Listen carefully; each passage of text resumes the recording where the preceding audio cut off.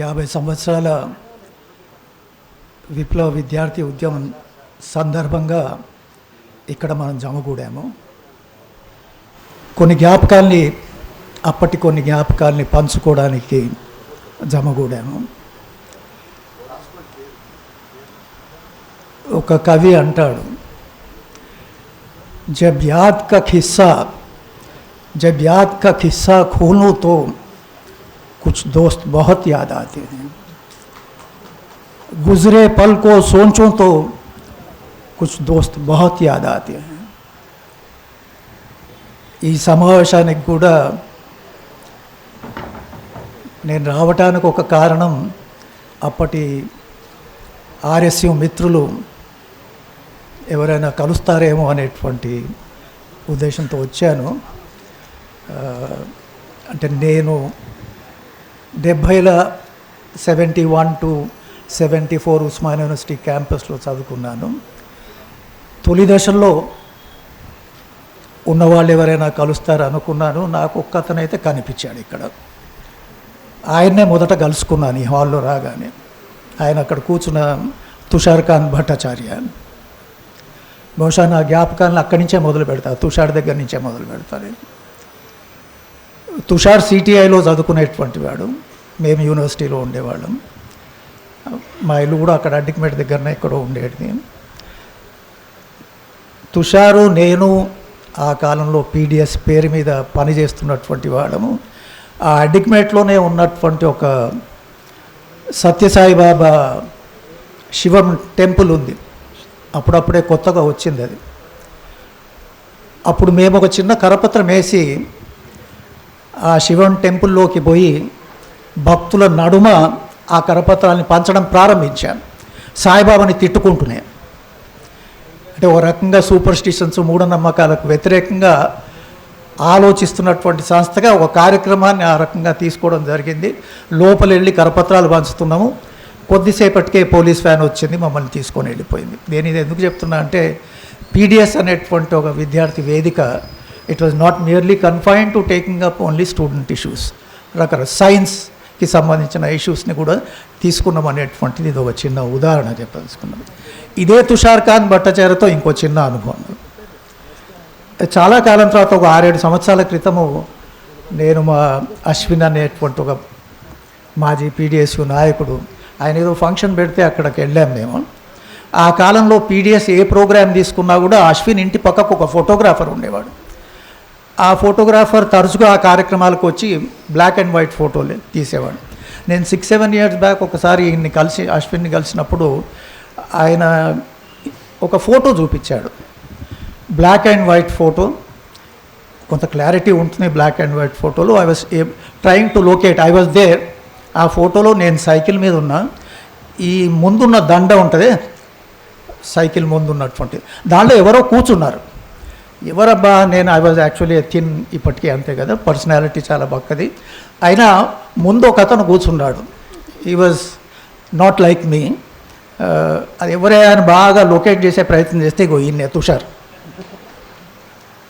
అది ఎప్పుడు తీసినటువంటి ఫోటోగ్రాఫ్ అని జ్ఞాపకం చేసుకుంటే, మేము హైదరాబాద్ నగరంలో ఉన్నటువంటి అనేక బస్తీల్లో, perhaps it was some time in 73, cycle వేసుకొని అనేక బస్తీల్లో అధిక ధరల పైన, రైజింగ్ ప్రైజెస్ పైన దానికి వ్యతిరేకంగా ప్రచారం చేస్తున్నటువంటి ఆ ఫోటోగ్రాఫ్. అంటే నేను మళ్ళీ ఇది చెప్పదలుచుకున్నది ఏంటంటే, పీడిఎస్ అనేటువంటి వేదిక, it was not merely confined to student issues, but societal issues ఏవైతున్నావో వాటిపైన కూడా అనేక ప్రచార కార్యక్రమాలు తీసుకున్నటువంటి ఒక కాలం.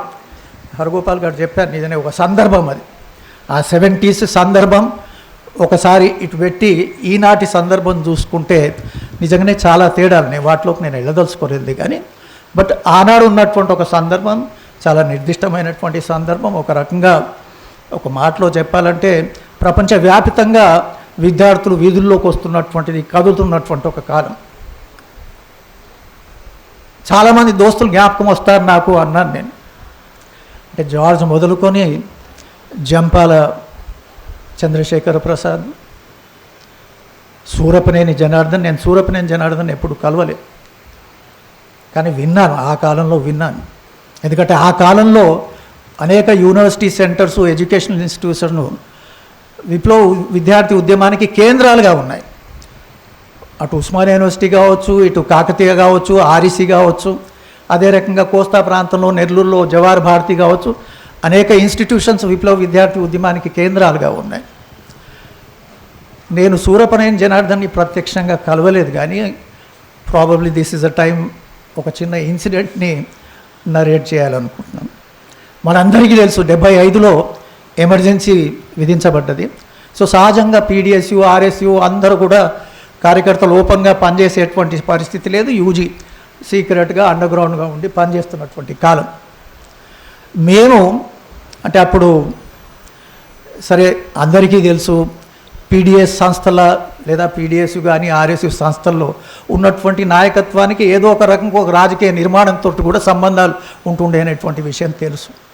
ఎమర్జెన్సీ కాలంలో చాలామంది సిటీలో హోల్ టైమర్లుగా పనిచేస్తున్నటువంటి విద్యార్థుల్ని ఒక సూచన మేరకు, ఒక డైరెక్షన్ మేరకు ఇక విద్యార్థి రంగాన్ని బంద్ చేయండి రా నాయన, వేరే రంగాలకి వెళ్ళిపోండి అనేటువంటి దానిలో భాగంగా కొంతమందిని నేను, మధుసూదన్ రాజ్ యాదవ్, అమరుడు మధుసూదన్, మేమంతా ఇండస్ట్రియల్ ఏరియాకి పోయాం. ఏం చేయాలంటే కార్మికులను ఆర్గనైజ్ చేయాలి. We are actually greenhorns, trade union కానీ కార్మికులను ఆర్గనైజ్ చేసే దాంట్లో మేము we are greenhorns, but we are there. నేను ఒక చిన్న ఇన్సిడెంట్ ఏంటంటే, సీక్రెట్గా సనత్ నగర్లో ఒక రూమ్లో ఉన్నాం మేము. నేను చనిపోయినటువంటి రాజేంద్ర ప్రసాద్ అని అరుణోదయ కార్యకర్తగా ఉండే మేమిద్దరం ఒక రూమ్లో ఉన్నాము. సాయంకాలం ఎందుకో ఏమో చరబండరాజు రాసిన పాట ఆ రూమ్లో ఉండి పాడుకుంటున్నాం. We were suppose to be UG secret, but పాడుకుంటున్నాం. సరిగ్గా ఆ రూమ్ ముందు నుంచి ఎవరో ఇద్దరు వ్యక్తులు అక్కడి నుంచి పాస్ అయ్యారు. ఒక నిమిషం ఆగారట. వాళ్ళు ఆగి ఈ పాటను విన్నారు. విని వాళ్ళు వెంటనే అదే రాత్రి కబురు చేశారు. ఇంకో మనిషి ద్వారా కబురు చేసి కొంచెం ఆ రూమ్ నుంచి బయటకు వచ్చి ఒక దగ్గర కలవండి అని కబురు చేశారు. నేను ఆశ్చర్యపోయినాం, ఎవరబ్బా, మాకు కూడా కొంత డౌట్ ఉంటుంది కదా ఎవరబ్బా అనే పద్ధతిలో చూస్తే ఆ ఇద్దరు ఎవరే అంటే మన Jangaiah master, I don't know, Jangaiah master plus ఇప్పుడు ఇంకా బతుకున్నటువంటి క్రాంతి కుమార్ గారు, వీళ్ళిద్దరు అక్కడ కలిశారు. ఏంటి మీరు ఈ రూమ్లో ఉంటున్నారు ఏంటి అని అడిగారు. అంటే మేము ఏదో దొరికింది, చీప్గా దొరికింది, ఎవడో తెలిసినోడు ఉన్నాము అంటే మీరు వెంటనే వెకేట్ చేయండి ఇక్కడి నుంచి. ఎందుకంటే గిరాయిపల్లి ఎన్కౌంటరు జరిగినటువంటి ఘటన ఏదైతే ఉన్నదో, కొండన ఎవరో సంబడి, నాకు జ్ఞాపకం లేదు, అక్కడి నుంచే అరెస్ట్ చేయబడ్డాడట. ఆ రూమ్లో, ఏ రూమ్లో మేము ఉంటుండేనో ఆ రూమ్ నుంచే పోలీసులు తీసుకెళ్ళారు అనేటువంటి విషయాన్ని చెప్పేసరికి ఇక we were also surprise. Next day pack, అంతే కదా, ఇంకేముంటుంది, రైట్.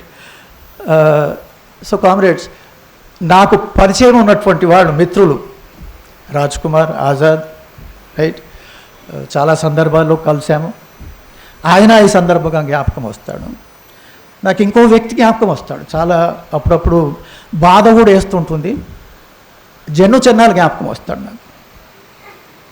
జన్ను చెన్నాలు ఎందుకు జ్ఞాపకం వస్తాడు అంటే, మేము ఎమర్జెన్సీలో అరెస్ట్ అయినప్పుడు ఇదే ఏసీ గార్డ్స్, ఇప్పుడు ఏదైతే అక్కడ పీటీఐ బిల్డింగ్ ఉందో లక్డికాపూర్లో, the entire area was kinds of some torture చేయడానికి విద్యార్థుల్ని, ఆర్ఎస్యు పీడిఎస్యు విద్యార్థుల్ని, గ్రామాల నుంచి తీసుకొస్తున్నటువంటి రైతాంగ కార్యకర్తల్ని టార్చర్ చేసేటువంటి సెంటర్స్గా ఉండేటివి. ఇక్కడ ఏసీ గార్డ్స్లో ఉన్నటువంటి ఒక సెంటర్లో నేను, ఇతర రకరకాల ఎంప్లాయీస్ అక్కడ ఉన్నాను. కొంత నేను సీనియర్ని అయ్యాను అక్కడ, ఎందుకంటే 3 months ఉన్నాం కాబట్టి. జన్ను చెన్నాల్ని కూడా తీసుకొచ్చాను. అంటే ఇది అంటే చాలా ఇబ్బంది కూడా కలుగుతుందిలే, కానీ జన్ను చెన్నాల్ని తీసుకొచ్చిన తర్వాత ఎంత తుక్కు ఆఫీస్లో కొట్టారంటే, he was even hit on the penis, రక్తం గారింది. ఆ రోజు రాత్రి అట్టనే ఇచ్చేశారు. నెక్స్ట్ డే మార్నింగ్ మా అందరికీ అక్కడ ఉన్నోళ్ళకి ఏదో టిఫిన్లు అట్లా ప్యాకెట్లు ఏవో ఉంటుండే. జన్ను చిన్నాలు వాజ్ ఆస్కింగ్ మీ, మళ్ళీ ఇదే ట్రీట్మెంట్ ఉంటుందా అంటే, నువ్వు ఏం చేసావు అని అడిగాను. అంటే నాకేం పెద్ద నైతిక అంత స్థాయి కూడా లేదు, ఎందుకంటే నా బ్యాక్గ్రౌండ్ని చూసి వాళ్ళు ఒక రకంగా వివరించారు, జన్ను చెన్నాలు బ్యాక్గ్రౌండ్ చూసి ఇంకొక రకంగా వివరించారు. It is not that I was not beaten, that's a different story. But గ్రామీణ ప్రాంతాల నుంచి వస్తున్నటువంటి వాళ్ళు ఒక సమూహానికి సంబంధించినటువంటి వాళ్ళపైన ప్రయోగిస్తున్న హింస కొంత పోల్చుకుంటే తక్కువని. ఎంత ప్యాథటిక్ సీన్ అంటే నాకే అర్థం కాలేదు, ఏం జవాబు చెప్పాలనేటువంటి. మళ్ళీ నన్ను తీసుకుపోయి ఇట్టనే కొట్టి చంపుతారా, ఏదైనా మార్గం ఉందా, ఏమైనా ట్యాబ్లెట్లు ఏర్పాటు చేయగలుగుతారా అన్నట్టు కూడా ఆ కామ్రేడ్ మాట్లాడితే సో షాక్డ్, రైట్. అంటే నేను జన్ను చిన్నాలు కూడా ఈ సందర్భంగా జ్ఞాపకం వస్తాడు. ఒక RYL నాయకుడుగా ఆయన జ్ఞాపకం వస్తాడు నాకు. అనేక మంది నేను కలిసి పనిచేసినటువంటి మధుసూదన్ రాజ్ కావచ్చు, వీరయ్య కావచ్చు, అనేక మంది జ్ఞాపకం వస్తారు. నేను ఒక్క విషయమే చెప్పదలుచుకుని ఇక్కడ, ఆనాడు ఉన్నటువంటి PDS ఏదైతుందో, ఈ PDSలో అందరికీ తెలుసు టిల్ 74 దీనిలో రకరకాల రాజకీయ ధోరణులు ఉన్నాయి. నా దృష్టిలో చరిత్రకు సంబంధించినటువంటి ఈ భాగము I think we should all take it as a positive thing. ఒక PDSలో భిన్నమైనటువంటి రాజకీయ ధోరణులు ఏవైతున్నావో అట్లా ఉండి ఒక వేదిక కిందనే పనిచేయడం అనేటువంటిది, ఒక యునైటెడ్ సంస్థ కింద పనిచేయటం అనేటువంటిది, at least personally speaking it was a very positive thing అనేటువంటిదే నేను అనుకుంటా. అందుకోసం అప్పుడు రిఫ్లెక్ట్ అయ్యేటివి political differences with in PDS అవి తరచుగా రిఫ్లెక్ట్ అయ్యేటువంటి. నాకు వాస్తవానికి మేము PDS సిటీ కమిటీలో ఉన్నటువంటి వాళ్ళలో సత్యం రాలేదు. నేను actually Satyam Naresh comrade, he was also a part of the committee. మేమందరం కలిసి పనిచేసాం. ఆ కాలంలో మోడ్ ఆఫ్ ట్రాన్స్పోర్ట్ అంతా సైకిళ్ళే కదా, మేము సైకిల్ వేసుకొని అన్ని చోట్ల తిరిగేటువంటి వాళ్ళం, రైట్. డిఫరెన్సెస్ ఉండేది. ఇది ఎక్కడెక్కడ రిఫ్లెక్ట్ అయ్యేదంటే, ఇప్పుడు ఉదాహరణకు 72లో జార్జ్ రెడ్డి చంపబడ్డాడు. 73లో we held the first memorial meeting ఇక్కడ Sarojini Devi hall. It was a jam packed meeting. మొత్తం ఒక 3000 మంది దాకా ఆ SD హాల్లో ఉంటారు. స్పీకర్స్ ఎవరు?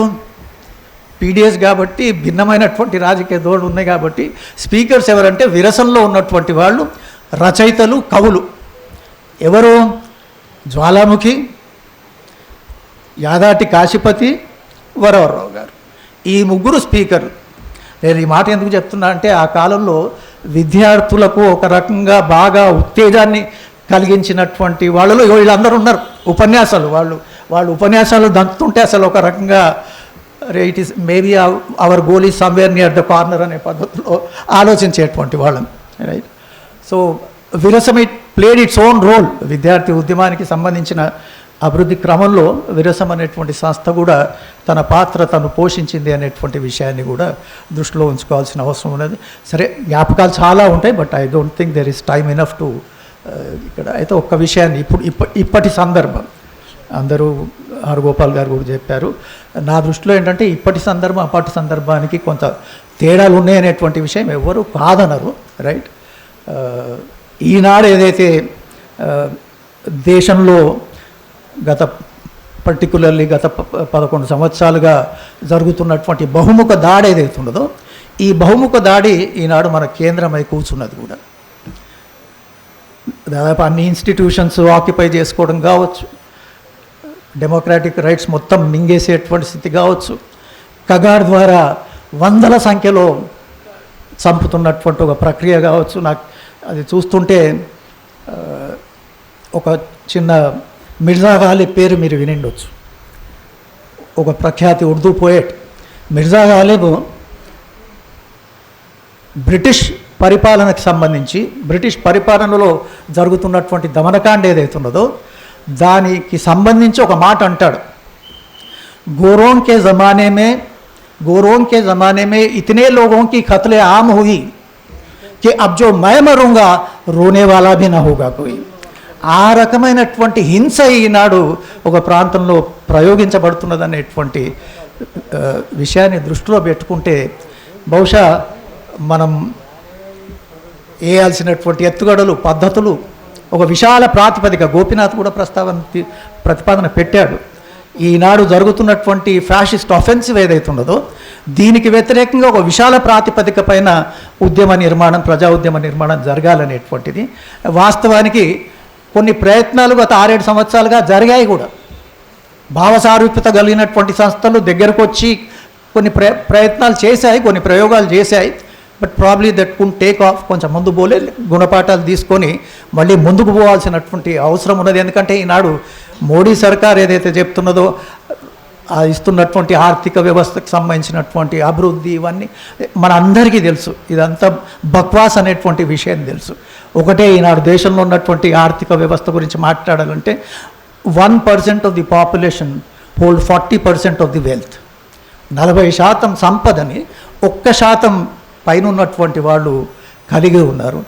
కింద బాటంలో ఉన్నటువంటి 50% ప్రజలు కేవలం 5% సంపదనే కలిగి ఉన్నది. అంటే కాన్సన్ట్రేషన్ ఆఫ్ వెల్త్ ఎట్లున్నది అనేటువంటిది కూడా మనం చూస్తున్నాము. దీని పర్యవసానంగా ఇన్ఈక్వాలిటీస్ ఎట్లున్నాయి అనేటువంటి విషయం మనం కాదు, ఈనాడు అనేక సంస్థలు గ్లోబల్ ఇండెక్సెస్ ఏవైతే చెప్తున్నారో పవర్టీకి సంబంధించింది, హంగర్కి సంబంధించింది, హెచ్డిఐకి సంబంధించింది, హ్యూమన్ డెవలప్మెంట్ ఇండెక్స్కి సంబంధించిన ర్యాంకులు వేస్తున్నారు. మన దేశము హంగర్ ఇండెక్స్లో బహుశా 105, 106 ప్రపంచంలో. హ్యూమన్ డెవలప్మెంట్ ఇండెక్స్ 135 అట, రైట్.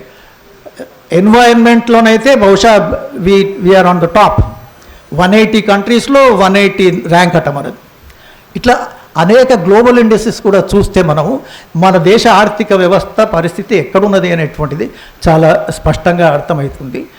ఈనాడు మోడీ సర్కార్ చేస్తున్నటువంటి ఈ బహుముఖ దాడి ఏదైతున్నదో ఇది తిప్పికొట్టాలంటే సహజంగా గోపీనాథ్ ప్రతిపాదన పెట్టాడు.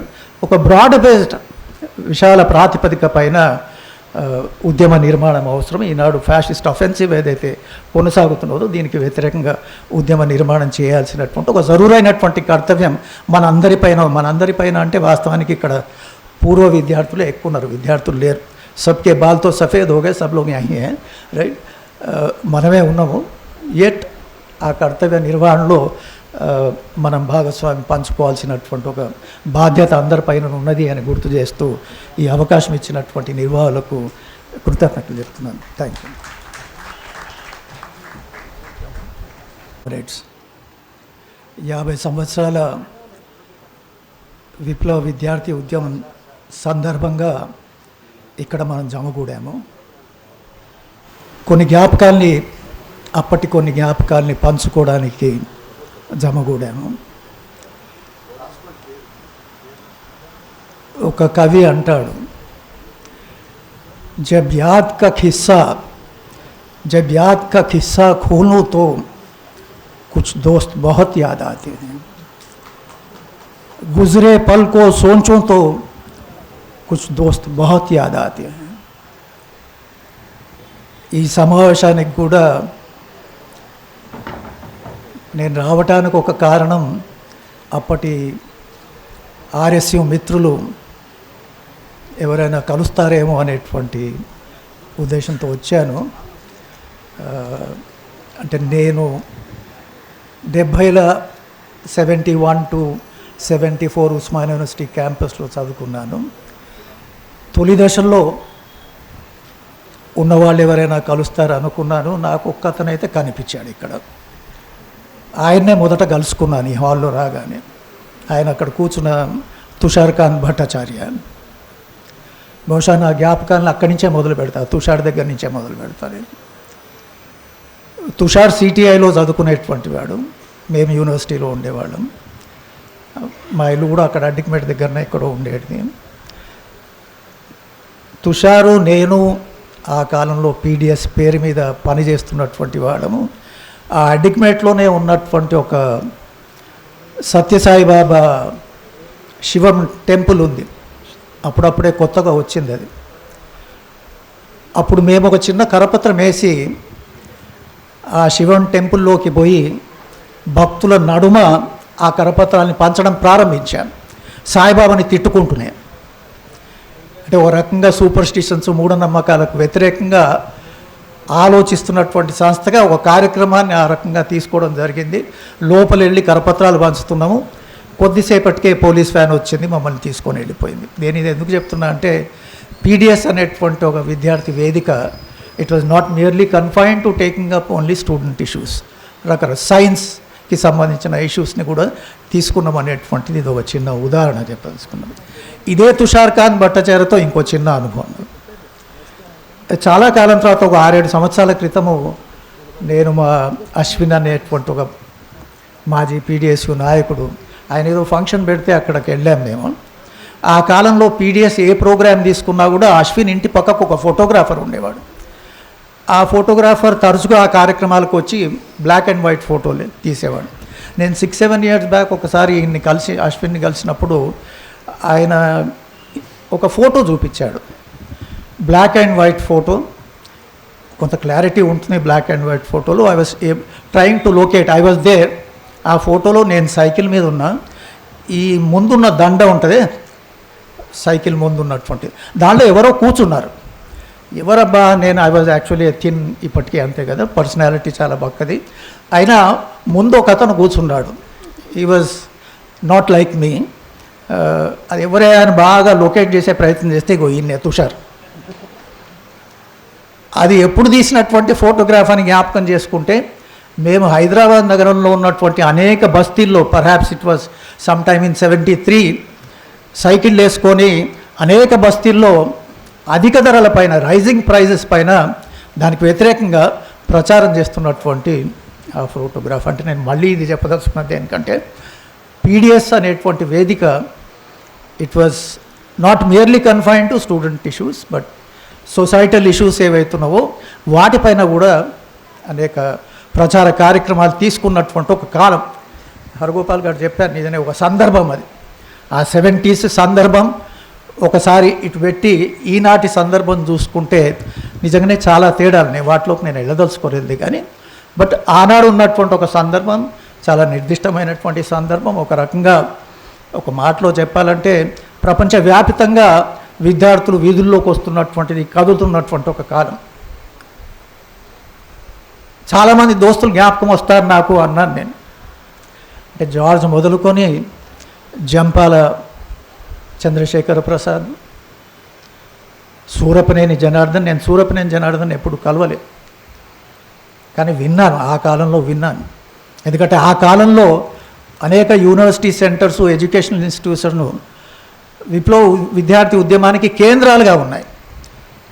అటు ఉస్మానియా యూనివర్సిటీ కావచ్చు, ఇటు కాకతీయ కావచ్చు, ఆర్ఈసీ కావచ్చు, అదే రకంగా కోస్తా ప్రాంతంలో నెల్లూరులో జవహర్ భారతి కావచ్చు, అనేక ఇన్స్టిట్యూషన్స్ విప్లవ విద్యార్థి ఉద్యమానికి కేంద్రాలుగా ఉన్నాయి. నేను సూరపనేని జనార్దన్ని ప్రత్యక్షంగా కలవలేదు కానీ probably this is a time ఒక చిన్న ఇన్సిడెంట్ని నరేట్ చేయాలనుకుంటున్నాను. మనందరికీ తెలుసు 75లో ఎమర్జెన్సీ విధించబడ్డది.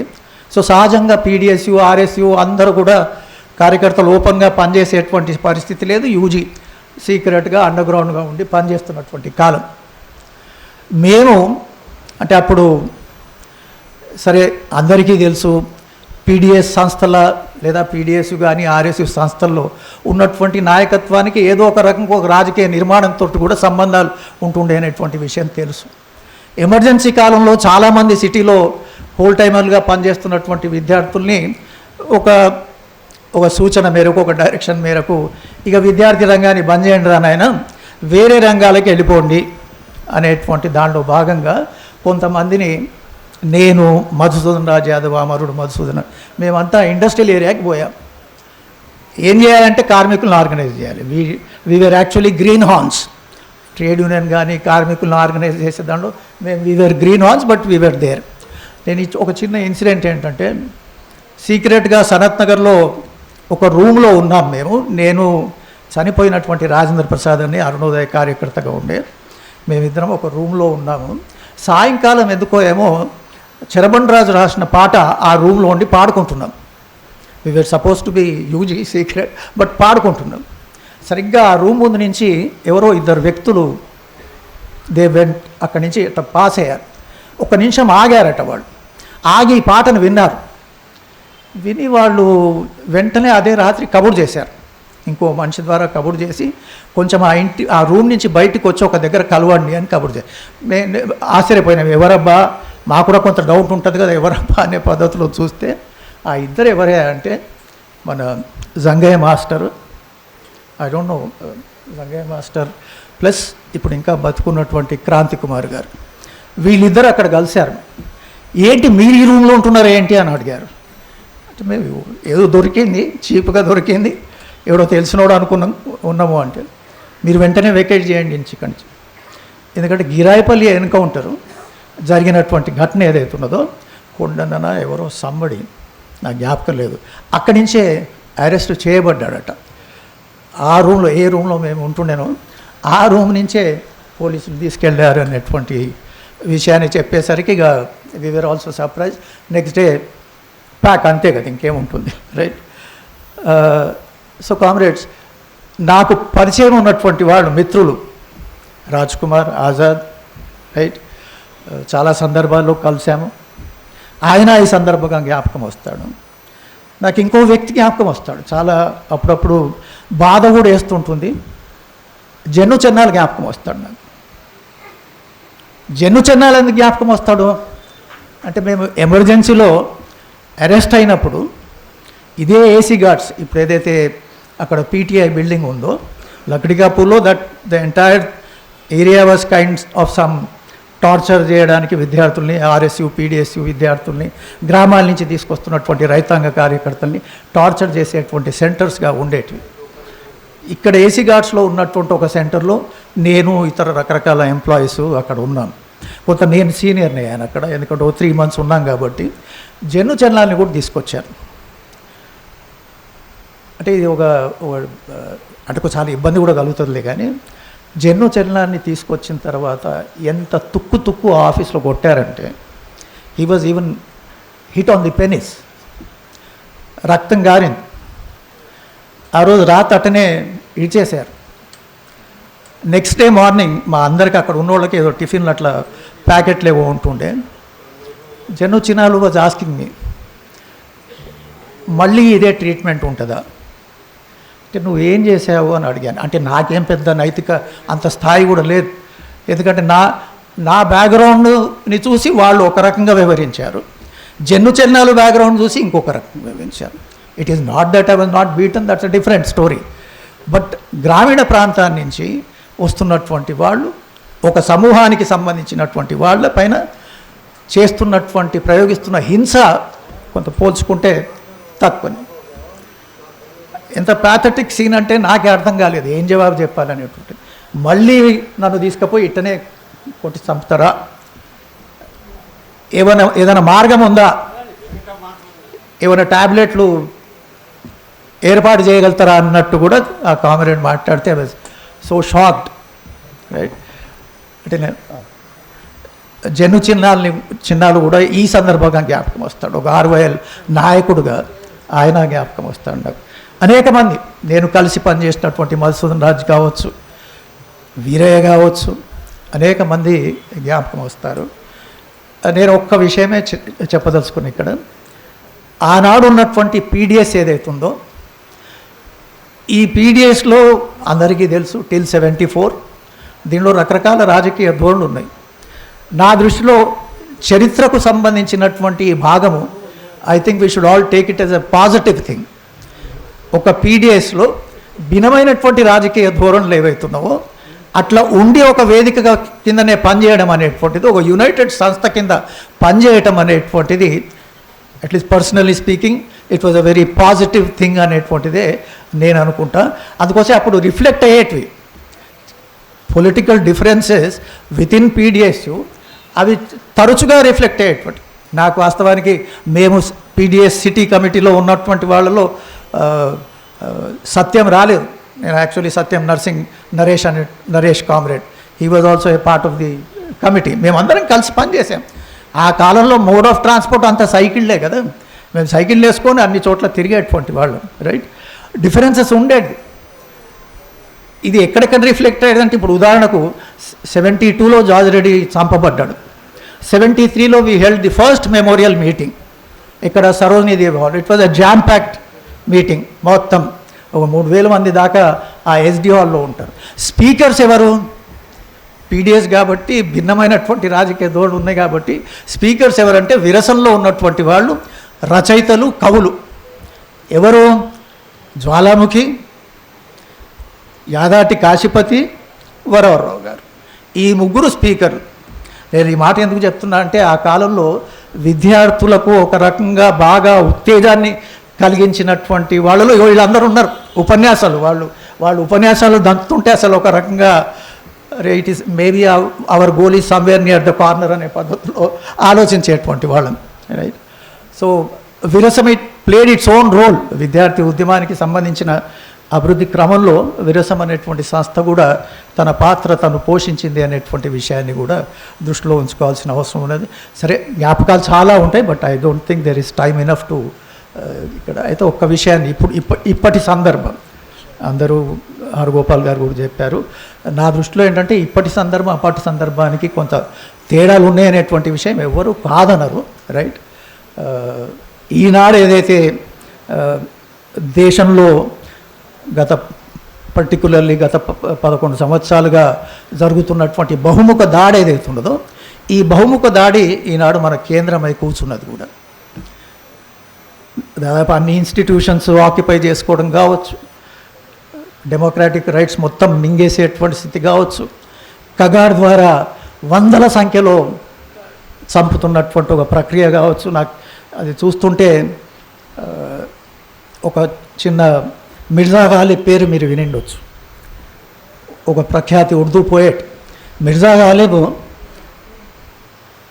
బ్రిటిష్ పరిపాలనకు సంబంధించి బ్రిటిష్ పరిపాలనలో జరుగుతున్నటువంటి దమనకాండ ఏదైతే ఉన్నదో దానికి సంబంధించి ఒక మాట అంటాడు. गोरों के ज़माने में इतने लोगों की कत्ले आम हुई कि अब जो मैं मरूंगा रोने वाला भी ना होगा कोई.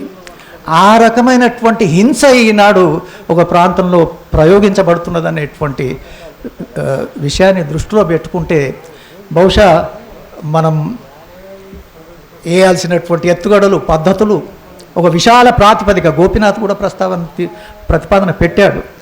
ఈనాడు జరుగుతున్నటువంటి ఫ్యాషిస్ట్ ఆఫెన్సివ్ ఏదైతే ఉన్నదో దీనికి వ్యతిరేకంగా ఒక విశాల ప్రాతిపదిక పైన ఉద్యమ నిర్మాణం, ప్రజా ఉద్యమ నిర్మాణం జరగాలనేటువంటిది. వాస్తవానికి కొన్ని ప్రయత్నాలు గత 6-7 సంవత్సరాలుగా జరిగాయి కూడా. భావసారూప్యత కలిగినటువంటి సంస్థలు దగ్గరకు వచ్చి కొన్ని ప్రయత్నాలు చేశాయి, కొన్ని ప్రయోగాలు చేశాయి. But probably that could take off. కొంచెం ముందు పోలే గుణపాఠాలు తీసుకొని మళ్ళీ ముందుకు పోవాల్సినటువంటి అవసరం ఉన్నది. ఎందుకంటే ఈనాడు మోడీ సర్కార్ ఏదైతే చెప్తున్నదో ఇస్తున్నటువంటి ఆర్థిక వ్యవస్థకు సంబంధించినటువంటి అభివృద్ధి ఇవన్నీ మన అందరికీ తెలుసు. ఇదంతా బక్వాస్ అనేటువంటి విషయం తెలుసు. ఒకటే, ఈనాడు దేశంలో ఉన్నటువంటి ఆర్థిక వ్యవస్థ గురించి మాట్లాడాలంటే 1% of the population hold 40% of the wealth. 40% సంపదని 1% పైన ఉన్నటువంటి వాళ్ళు కలిగి ఉన్నారు. కింద బాటంలో ఉన్నటువంటి 50% ప్రజలు కేవలం 5% సంపదనే కలిగి ఉన్నది. అంటే కాన్సన్ట్రేషన్ ఆఫ్ వెల్త్ ఎట్లున్నది అనేటువంటిది కూడా మనం చూస్తున్నాము. దీని పర్యవసానంగా ఇన్ఈక్వాలిటీస్ ఎట్లున్నాయి అనేటువంటి విషయం మనం కాదు, ఈనాడు అనేక సంస్థలు గ్లోబల్ ఇండెక్సెస్ ఏవైతే చెప్తున్నారో పవర్టీకి సంబంధించింది, హంగర్కి సంబంధించింది, హెచ్డిఐకి సంబంధించింది, హ్యూమన్ డెవలప్మెంట్ ఇండెక్స్కి సంబంధించిన ర్యాంకులు వేస్తున్నారు. మన దేశము హంగర్ ఇండెక్స్లో బహుశా 105, 106 ప్రపంచంలో. హ్యూమన్ డెవలప్మెంట్ ఇండెక్స్ 135 అట, రైట్. ఎన్వైరన్మెంట్లోనైతే బహుశా వీఆర్ ఆన్ ద టాప్. 180 కంట్రీస్లో 180 ర్యాంక్ అట మనది. ఇట్లా అనేక గ్లోబల్ ఇండెక్సెస్ కూడా చూస్తే మనము మన దేశ ఆర్థిక వ్యవస్థ పరిస్థితి ఎక్కడున్నది అనేటువంటిది చాలా స్పష్టంగా అర్థమవుతుంది. ఈనాడు మోడీ సర్కార్ చేస్తున్నటువంటి ఈ బహుముఖ దాడి ఏదైతే ఉన్నదో ఇది తిప్పికొట్టాలంటే సహజంగా గోపీనాథ్ ప్రతిపాదన పెట్టాడు. ఒక బ్రాడ్ బేస్డ్ విశాల ప్రాతిపదిక పైన ఉద్యమ నిర్మాణం అవసరం. ఈనాడు ఫ్యాషిస్ట్ అఫెన్సివ్ ఏదైతే కొనసాగుతున్నదో దీనికి వ్యతిరేకంగా ఉద్యమ నిర్మాణం చేయాల్సినటువంటి ఒక జరూరైనటువంటి కర్తవ్యం మనందరిపైన అంటే వాస్తవానికి ఇక్కడ పూర్వ విద్యార్థులే ఎక్కువ ఉన్నారు, విద్యార్థులు లేరు. సబ్కే బాల్తో సఫేద్ హోగే సబ్ లోగ్ యహీ హై, రైట్. మనమే ఉన్నాము. ఎట్ ఆ కర్తవ్య నిర్వహణలో మనం భాగస్వామి పంచుకోవాల్సినటువంటి ఒక బాధ్యత అందరిపైన ఉన్నది అని గుర్తు చేస్తూ ఈ అవకాశం ఇచ్చినటువంటి నిర్వాహకులకు కృతజ్ఞతలు చెప్తున్నాను.